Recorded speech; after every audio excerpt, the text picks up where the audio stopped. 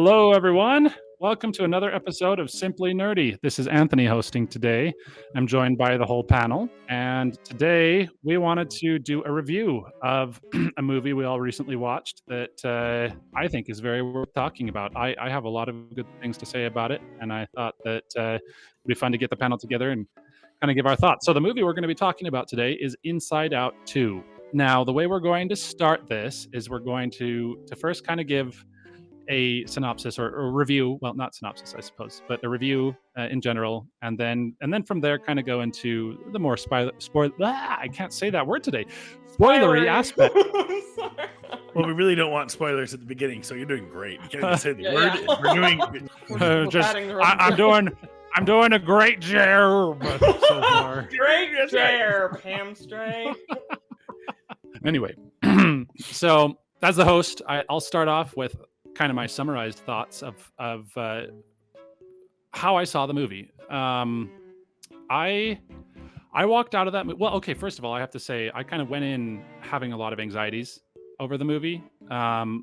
So Inside Out, the first one, was one of my favorite movies ever. The first time I watched it back in 2015, I walked out of the theater saying to myself, "That is the only perfect movie I've ever watched." And that's not hyperbole, because I felt like it was a very thoughtful and realistic representation of human emotion.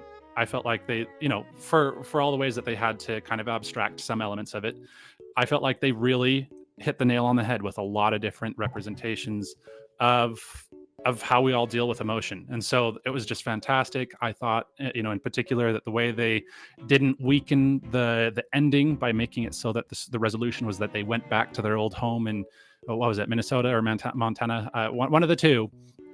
And they had to move forward, but they still found ways to find joy, as well as accepting their other emotions. So this isn't a review about Inside Out, but it's more a backdrop to show how much the second one had to live up to. And there was a big part of me that was kind of expecting that the second one, I mean, let's just put it this way, as a TV series, well, not as a TV, as the movie that's exploring the inner thoughts of people, that there was a lot of ways that they could have gone a lot more, shall we say, not safe for work. Some explorations that I definitely wouldn't have agreed with. And so I was kind of worried that that's what we were going to get. So my expectations weren't super high, at least not until we started getting reviews from people. I don't trust critics, movie critics. I don't trust them at all. They usually disagree with me. But the audience scores were really high, so I was pretty happy with that. And I will say that it delivered for me.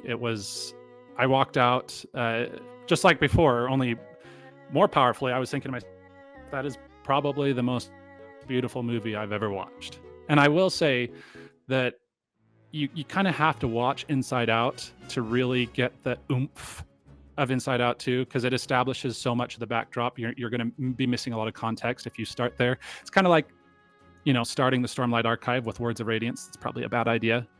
But the way that it expanded on what Inside Out, the first one, established, and introducing more complex emotions and struggles, it floored me. It absolutely floored me, the way that they represented certain emotions, especially anxiety.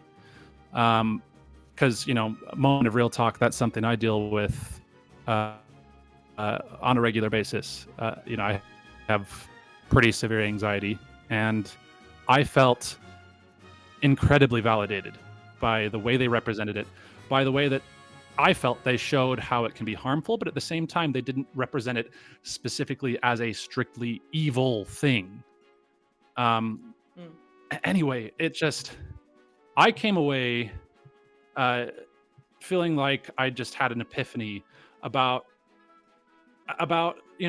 maybe I'm not just some nutcase in my head. Maybe this is kind of the normal human experience. It kind of seems like the people who made the movie certainly understood those same challenges, and so it felt like one of the most validating, unifying, supportive movies I've ever seen.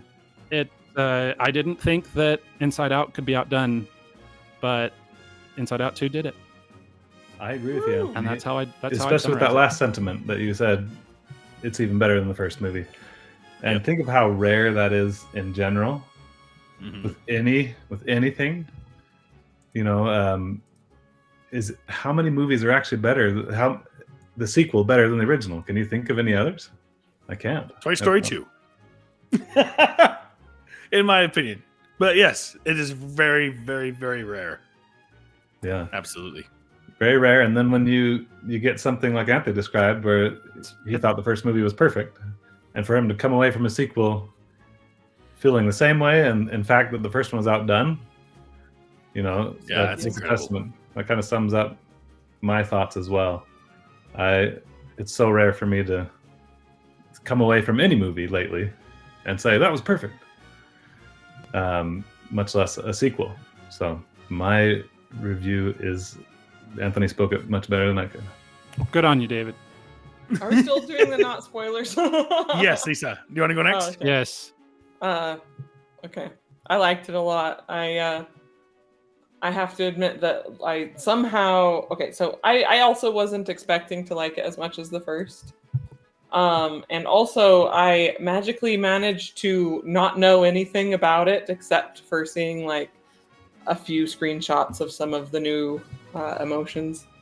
So it was kind of fun going in blind and not knowing what the heck was going to happen. And I liked a lot of the stuff they did. Like I feel like like Anthony said, I liked that they didn't represent any of the emotions as being the villain or being evil. They just were not being helpful, which is actually stuff that comes up in therapy a lot. Is where it's like, all right, you're thinking this way, but is that helpful? And it's like, no. So I just, seeing that in the movie, and also like they showed some grounding techniques, which I was like, oh, they didn't like belabor this is a grounding technique she's doing, but it was in there if you looked for it, and I was like, oh, I like that. They did a modicum of searching on how to actually represent things. Anyway, Part of me feels like to add to that, Lisa, that I think not only did they do their research, but I think they've had some practical experience themselves. So was that the end of your thought, Lisa? Okay, I guess I'll just say I thought it it built on the first movie without trying to be the first movie.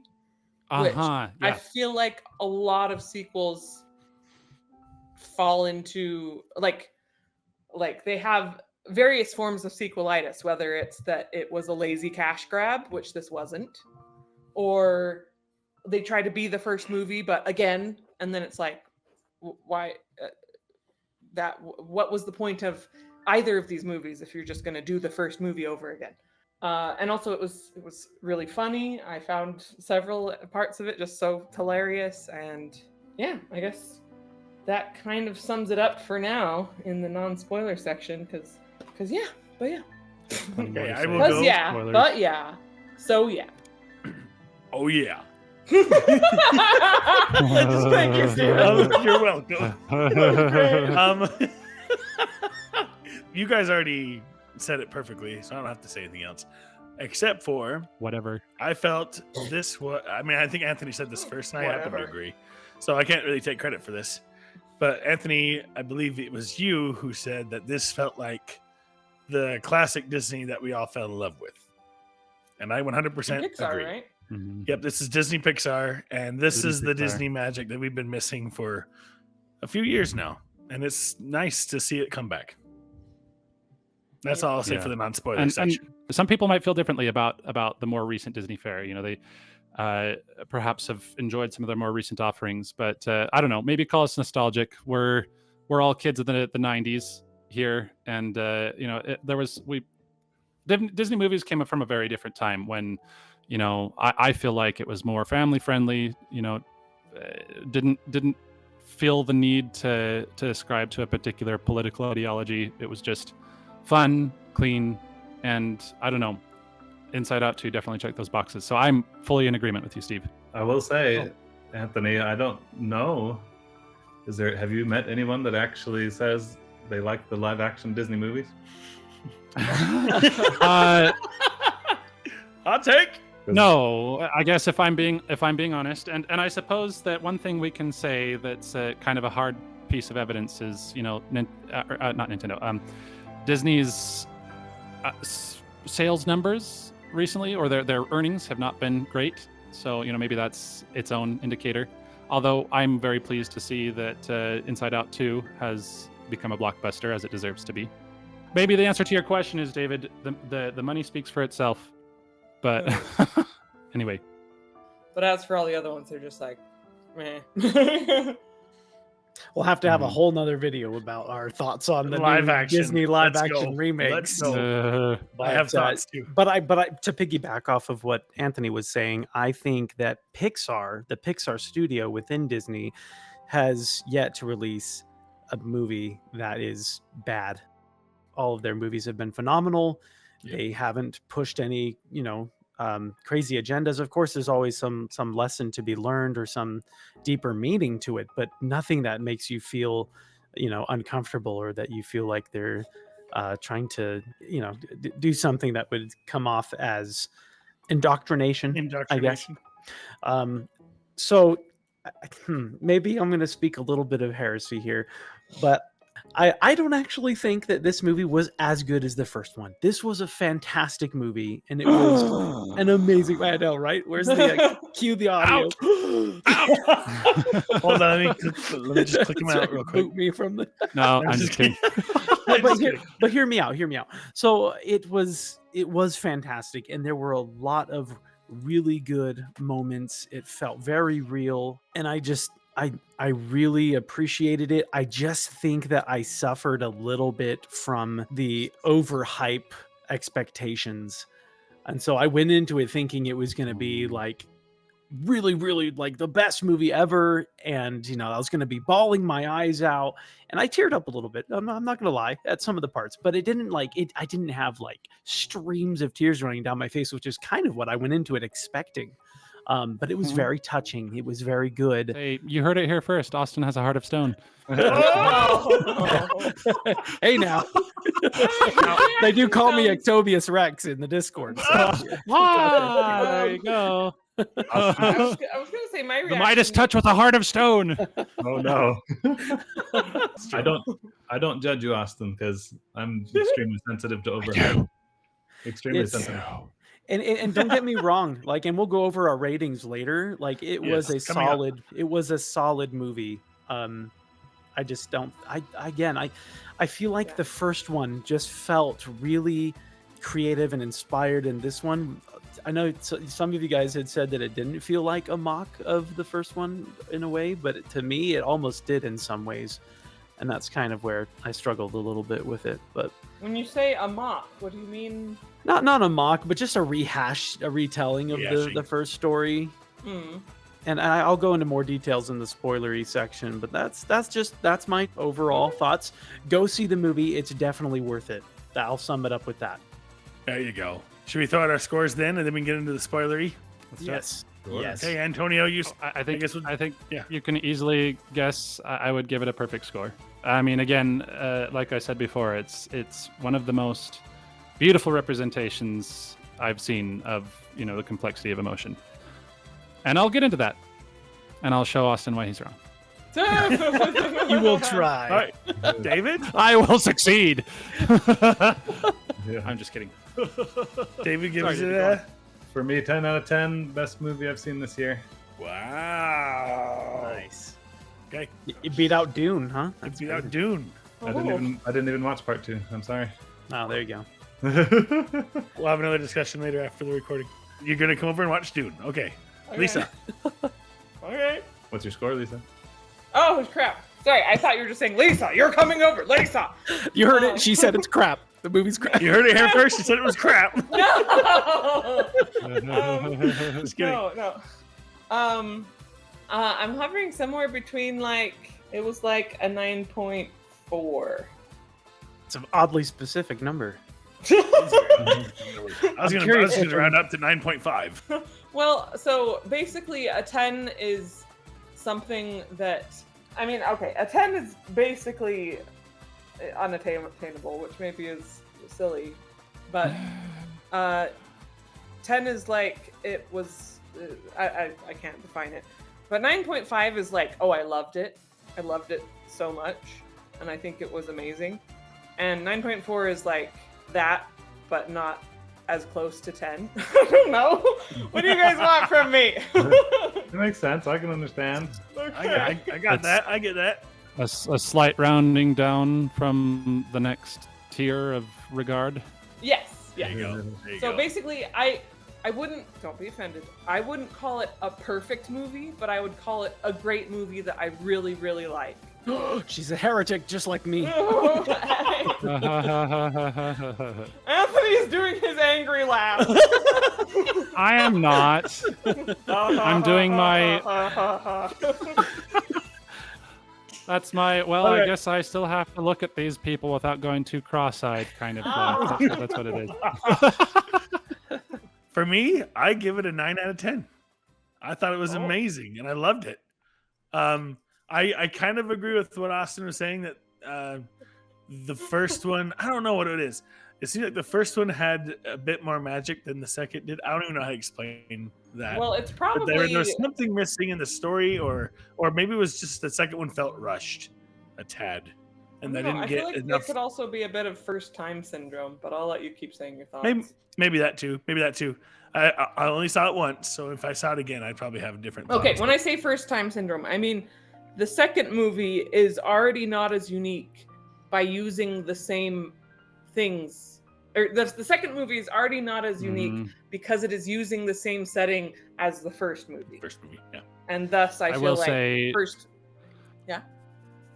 I was just gonna. Sorry to interrupt. I was just gonna say. I feel like the term we use, sequelitis, is something that we usually throw as a failing of the movie itself. But I think we need to account for our own expectations when we Expectations. also, because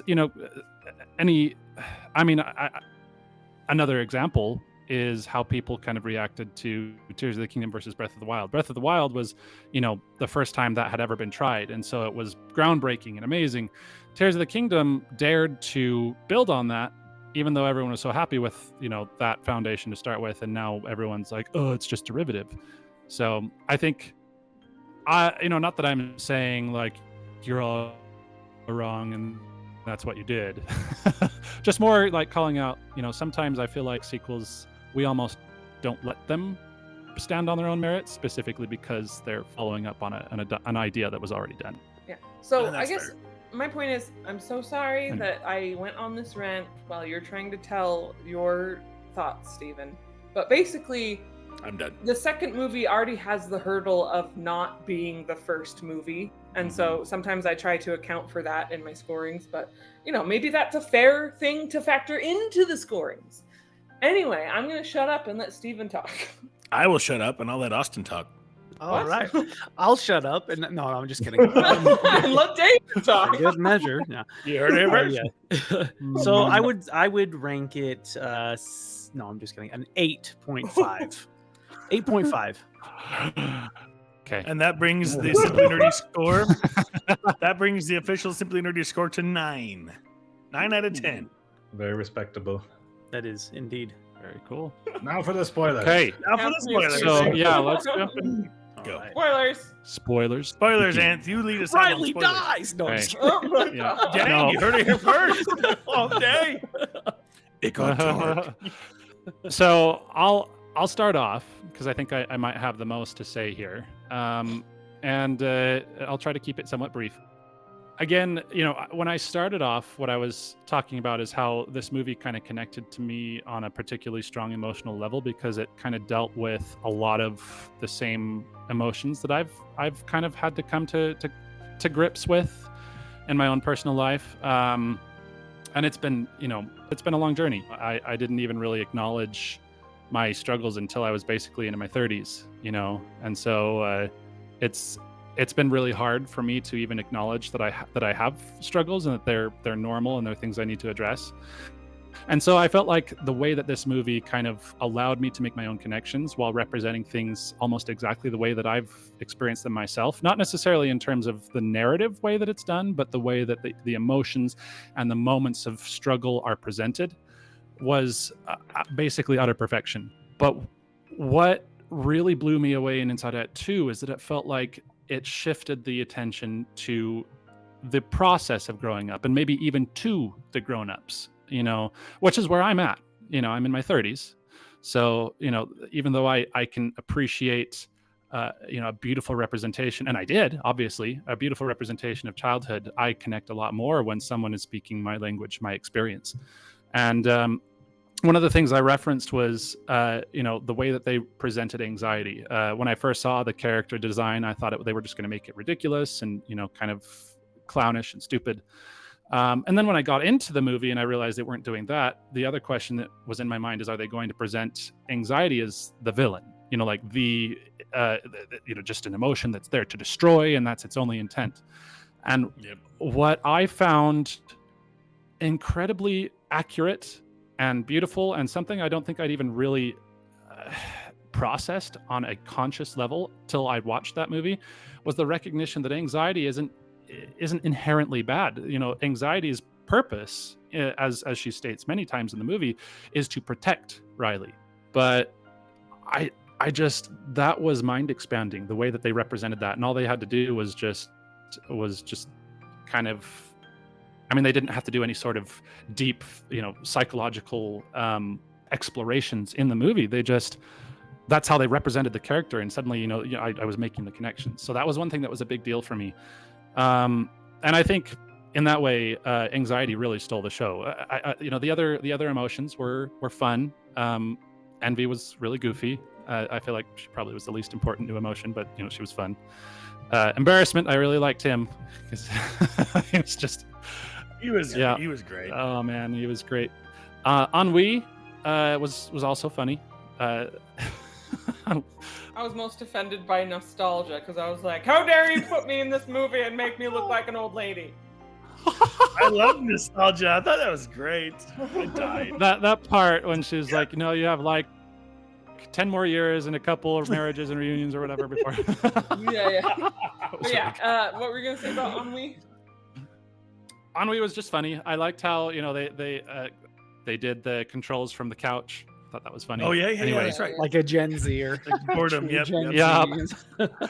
Yeah. So there was some Ennui. fun moments from them, but anxiety, like honestly, that was the part that just really blew me away. That between her and probably Joy, and there's a couple of moments I'm going to bring up. Yes. So just kind of jumping into some of my favorite moments. I think probably one of the moments that so this one hit me like a punch in the face. There's a line after, you know, Joy and all basically the other emotions from the first movie had been kicked out of headquarters, and they were trying to find Riley's you know, original sense of self, which I think was another part of the movie that was an incredibly new depth that the original movie didn't explore. You know, that was a, you know, a belief system, like I love that core belief beliefs system. about oneself. That was another thing that just, it was mind expanding for phenomenal. me, you know, just the implications. Loved it. So they go, they find, you know, her sense of self in the memory dump after she's kind of gotten to a point where she doesn't know who she is anymore, or what her value is.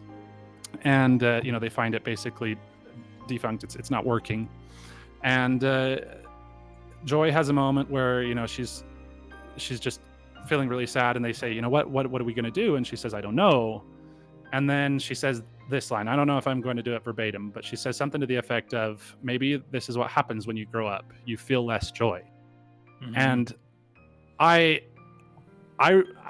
remember gasping audibly, and then just I was a mess, because I thought, how did they know?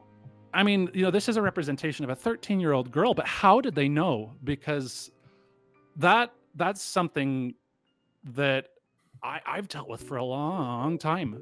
Times when even the things that I love don't bring me joy. And I don't know if that's, a nature of my own personal struggles and the conditions that I'm, working on and trying to overcome.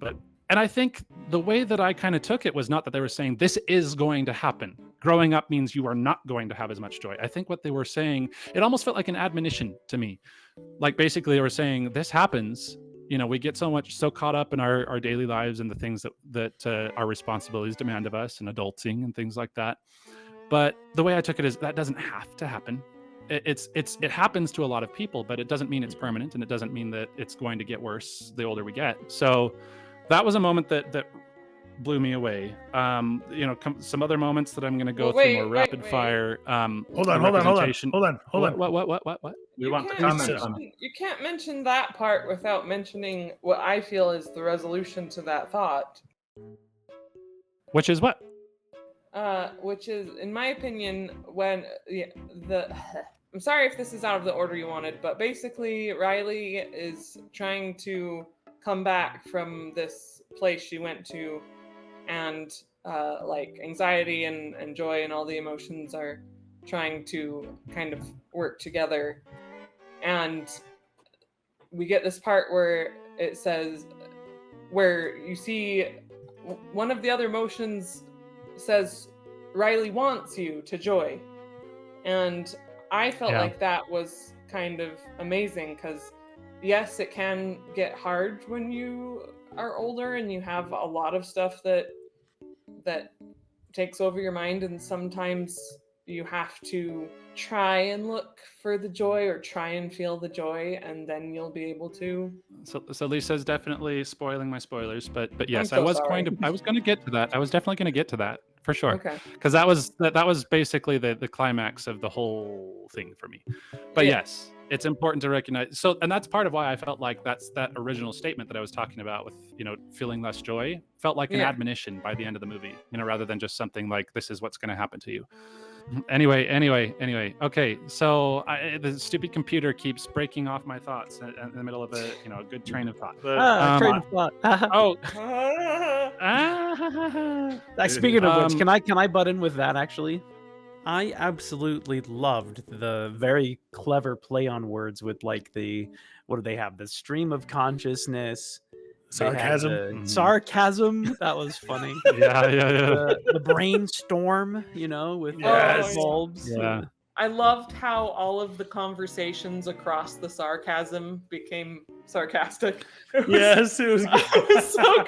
I was just like, at first I was like, oh yeah, it's a sarcasm. It's just this physical thing. But then when they took it to the next step of being like, and also it affects things that happen by it or across it, I was just like, I love this so much. That was funny. Yeah, they had a lot of fun little and they did that in dad joke things. Yeah, they did that in the first movie too, with the train of thought, and I don't remember. There was like a few different jokes with play on words that they had made. I thought that was really clever, and they did a good job with that in this as well. Mm-hmm. Sorry. Okay, so I think I've picked up my train of thought here again. Awesome. So what I was saying is, from a plot standpoint, it doesn't necessarily have the most in-depth story ever. It's about a girl who's starting high school. She's trying to figure out where she fits in. Her sense of self is being challenged, and she starts having a falling out with her friends and trying to make new ones. And it kind of leads to some a lot of angst and anxiety and stuff like that, right? So on the whole, it doesn't sound like the deepest story in the world. But one of the reasons why, first of all, that didn't bother me at all is, one thing is, I feel like that's a representation of part of the human experience. I mean, I would argue that we've all experienced that to some degree or another in our own variations of it, right?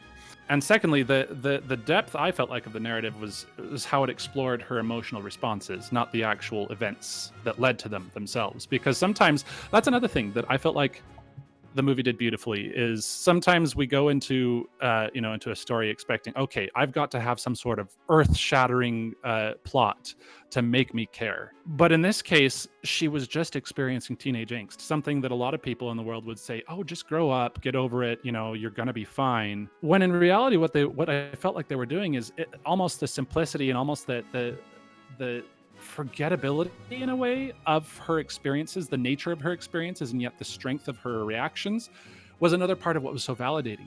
Sometimes it's just hard to feel good, even if things are going well, and for her to to have these incredibly powerful reactions to what many would see as a normal life phase and event. It felt like they were saying, it's okay. We all have these moments, and sometimes we react really strongly, and you know what, we can get through that too. I don't know, like maybe I'm just seeing what I want to see, but I thought that was another one of the strengths for me. That was beautifully said, and I totally agree with you. The reason, Anthony, why I'm in line with what you're saying about the movie is I feel like I also had a similar level of relatability, more than the first movie. Like, I didn't relate to the specific experiences that they were exploring in the first movie, but the sequel, like that, especially with anxiety, like you said, I feel like it was only now that I'm an adult that I realized, I did kind of grow up with specifically social anxiety, pretty severely. Like if I'm comfortable around people, I can be. You might not know it, but like in school, it was rough, social anxiety, and so it was kind of validating to realize as an adult, like, this wasn't just me being like the shyest person on earth. Yeah, the way I felt about some of these social situations I was in, even the moment when like Riley is walking with the cool kids or whatever, and she like doesn't know what to do with her arms. Yeah. That was really good. Yeah, that's like so relatable. That was like my whole all of high school, like constantly the way I felt. And anyway, so that extreme relatability definitely pushed this one over the top for me. And the moment, and I don't know, I feel like I'm going to spoil Anthony's spoilers. That's already been done. But Go ahead. I thought their like representation of an anxiety attack was just yes, was the panic attack scene. Yeah, the panic it was like a attack scene. masterpiece. It was incredibly well done. Oh yeah, a masterpiece of visual storytelling. That is when I lost it. I've never experienced a panic attack. Sorry, but my wife has, and she was telling me that is about as close of a portrayal as you can get. It was very well done. They showed it on both levels. They showed it like Riley, you see her. Yes. That's what you would see on the outside, and they represent that perfectly. And then just like what it looked like on the inside. Obviously, they had to. It's more abstract. They had to just find a way to represent it, but it was incredible. Wow, it was something else. Anthony, what do you want to say about that? I'm sure you have words. Yeah, that's yes, I do. Yeah, that's the one I wanted to focus on the most. So I'm definitely failing at being concise here, but there's just a lot I want to say on all this. First, I want to say, I want to agree with, what your wife had said, Austin. I've never seen a more thoughtful portrayal of both the outer and inner aspects of a panic attack than in that scene. To see, okay, it's being represented on the screen. These are things that apparently other people have experienced, because this is being represented to the whole world as something that I've seen in myself all the time. From the outside, maybe it doesn't look like that big of a deal. She's sweating. She's her pulse is high. She's kind of gripping her chest and bouncing her leg. Maybe that doesn't look like a whole lot, but the way that they represented the physical manifestations, and then also the inner turmoil, and I'm gonna have to try to work really hard to kind of hold it together here, but the way that they were showing anxiety going into overdrive, how the just this whirlwind of emotion as she was trying to deal with all these, the flooding, like, my world is falling apart, how do I fix this? These are emotions that I've had so many times. And the way they visually represented that, and how like it was this whirlwind, but at the same time, anxiety was basically frozen in place, even as she was all over the place. That was, I just, my mouth was hanging open the whole time. I I didn't know what to think other than this is exactly what it is. This is how it happens. And then, when I don't remember who it was, probably Joy, came Joy. up and kind of helped Anxiety let go of the console, and then Well, she and then couldn't when touch they- her. okay, At first, she couldn't touch Oh. her, and she had to just talk her out of it, like, let Mhm. go. Kind of walking her through it. Yeah. Yeah, that's right. And then when they not only did they represent that, but then when they also part of the thing that brought it full circle is not only did they show how how anxiety can overcome you, but also that the solution was not only to kind of let the anxiety take a step back, but also to recognize that every piece of yourself is something you need to learn to accept, and at the same time also learn to make better. Like the trouble with Riley up to that point was this sense of self that she was being fed. The first one that Joy wanted her to have is I'm a good person, which she was, but that was the only thing that her sense of self was allowed to really Yeah. think about and understand. And then when anxiety took over, as well-meaning as she was, what it turned into is I'm not good enough, and that was another one that hit me right in Oh, the face. man. Oh yeah, same. Anything with those beliefs going off hit me every time. Can Yeah. I say something Uh-huh. real quick? I'm sorry to derail.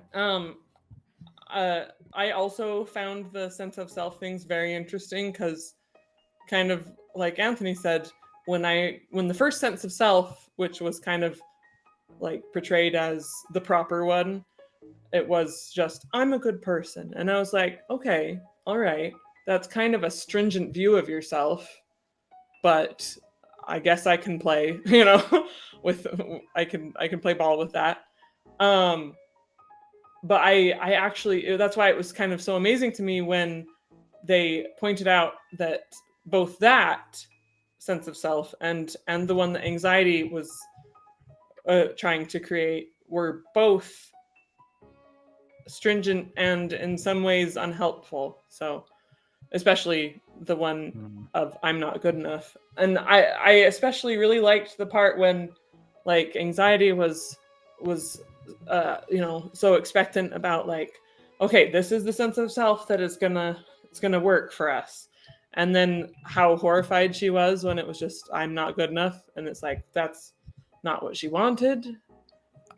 But she Okay, that moment. yeah.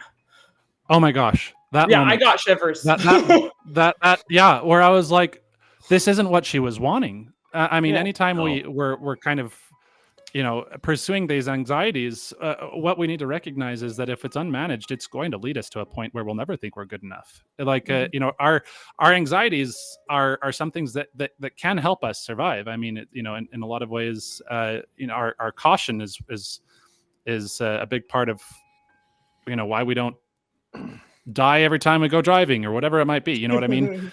Like when Riley had that, when anxiety reminded Riley that she had a test coming up at the very end of the movie. Yeah. Right. Spoilers. Yeah, we're already in the spoiler section. Yeah. But I thought that was really amazing how, again, it really drove home, like, this isn't a villain. It's a misguided anti-hero, more like. And when we can find a way to accept all parts of ourselves, and not necessarily accept it to the point where, like, this is me, I'm not going to change, but this is part of me, and that's okay, and it's something I can make better. That's ultimately where the movie just hit a home run, because at the end, they actually say those words. They said those words, right? Almost exactly. Basically. Wait, I mean, I which- don't remember exactly. Huh? I said What? which words? Oh my god. The words of accepting all parts of yourself and bettering it. I think that's what Ah. Steven was talking about, at least. Okay.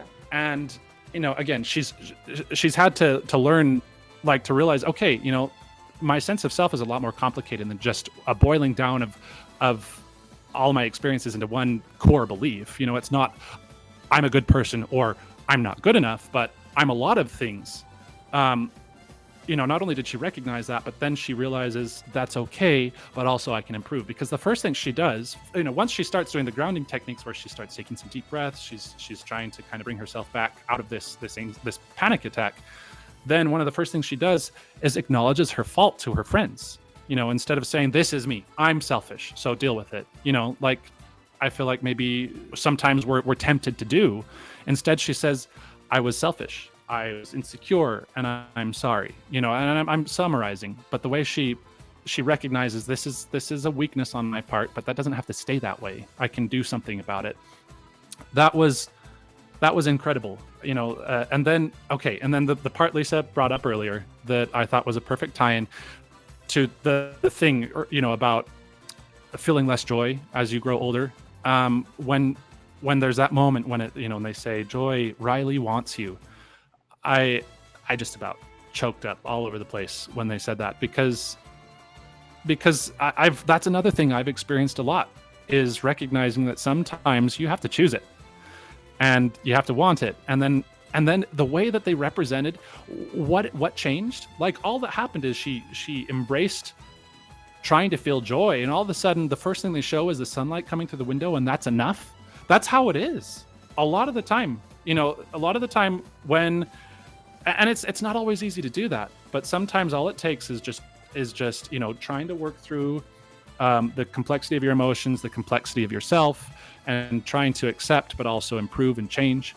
That when you choose those moments, sometimes it's just the simple things, a ray of sunlight coming through a window, and all of a sudden you just feel okay. And maybe it's not going to last for a super long time, but it's those moments that just really make a big difference. If I were to summarize my terrible summary where, I wasn't concise at all, basically what I would say is that this was a coming of age story where she recognizes that life is complex and hard and messy, and we're complex and hard and messy, but that's okay, because we can improve and we can still find joy and we can still be okay. And so basically the way I would summarize this whole movie, and the reason why I would say this is probably the most beautiful movie I've ever seen, is because not only did they nail the representation 100%, but they basically, as part of this beautiful representation, told me, you can do it. I love that. It's gonna be okay. And I basically walked out of that movie just both a wreck and full of hope. I would describe that movie as basically, a groundbreaking therapy session, the movie, where you address the things you're repressing. You actually try to do something about it. You acknowledge the ugly monster in the closet, and you realize that you can take it on and you can prove that right there. The depth, the sheer accuracy and incredible depth of how they represented the human experience has made it the most meaningful movie I have ever seen come out of secular society, and I'll stand by that. Blown away. I could watch it again and again, and every time I'll walk away just feeling like I can do this. Yeah, a lot of amazing gems of lessons and nuggets of wisdom. I wanted to mention two things of imagery that I just really, really appreciated. One of them being that, it's a common thing to say, "Oh yeah, I just sent that to the back of my mind," because I can't think about it right now, and how that we tend to do that a lot. And then the imagery of it all coming flooding back in the end, I was just like, "Oh my gosh, poetry!" And then also, I feel like something that I have heard before is like, it's a good thing to understand that you are not your emotions, and I feel like that was something that was like covered in the movie, because like eventually they all realized we're not allowed to decide who Riley is. That's powerful. Yep. So I was just like, oh my gosh, you're not your emotions. I've heard that before, Yeah, I feel like that's another reason why I enjoyed it so much, is that I feel like that was something they explored so much more deeply in this second movie. One of the bits of imagery that kind of piggybacking off of what Lisa said was the bottling up of the emotions. Oh yeah, they put their emotions, we're repressed emotions. We're repressed. Yeah, that actually gave me huge chills too. Yeah, Because I've had that too. I've Yeah. had that too. Yeah, Mhm. I'm sure we all Every little thing they said that sounded like just kind of a slapstick joke was based on some almost like eerie representation of something that we all really do. Yeah. Yeah, absolutely. Anyway, One thing I would like to nod Beautiful to. movie. Oops. Yeah.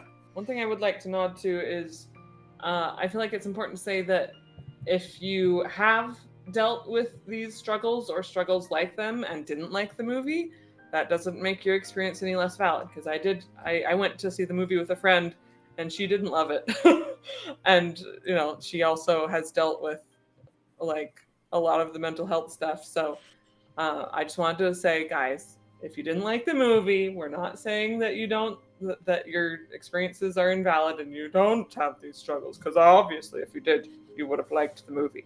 But we goodness, have experienced Whoa. these things and we love them. We love it. goodness, I sure hope that didn't come across in my I don't know. No, in my accounting. we just want to make it because that's definitely not what I very was trying clear. to say. No. No, I just wanted to make it perfectly clear. Yes. No, that's a good call out. Everyone's experience is different, and we're going to turn this into a big therapy session of our own. I think the worst thing you can say to a It has person. been. Is that so bad? No, it was nice. I think the worst thing you can say to someone who's going through something hard is, "I know how you feel," because no, you don't. Yeah. And don't, that's never helpful. Anyone who's ever said that to me, I'm like, "Okay, don't talk to me." I don't need that right now. What I need is validation. Anyway, so, we're not saying we understand how you feel. The main thing that I came away with that I think is a message for everyone is that no matter your struggles, it's possible to make it. And, finding ways to accept who you are and better yourself at the same time and look for support, through good friends and family. It makes it all possible. I love that message. And you heard it here first. Yep. That was beautiful. Any other thoughts? I know we're Anthony we're going just really long. Okay. So I don't have any more thoughts in the realm of like, oh, the movie was amazing because of this. These other thoughts are, the movie was really funny because of this thing, and I loved that. So I found the game character so hilarious. Yes, that was great. How do we miss him? I forgot about and the little and the pouch too. The pouch that appears at random. Yeah. And the Dora the Explorer dog thing, Yes. Yeah. I just and I have to say, especially with the game character, the fact that they made him kind of blurrily pixelated was yes, so good. Yes. It was. They made it really fun. Oh my gosh! Every minute that guy was on the screen, I was like,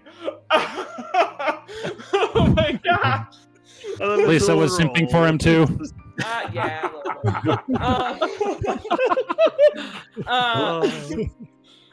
And then also the fact that his attack was basically Morph Ball, I was like, "Oh my gosh!" Yep. They must have been Smash Bros. Whoever made this movie played their main was Samus. Yep. Does Samus have a Morph Ball move? She does. She does. It's her dodge. It's not like her power move. Like in, okay. Well, and her down B. And her down B for bombs. Yeah. Oh, Yep. okay.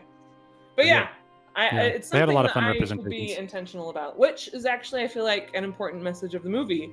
Of, you don't need to be owned by your emotions. You can be intentional about what you would like to feel.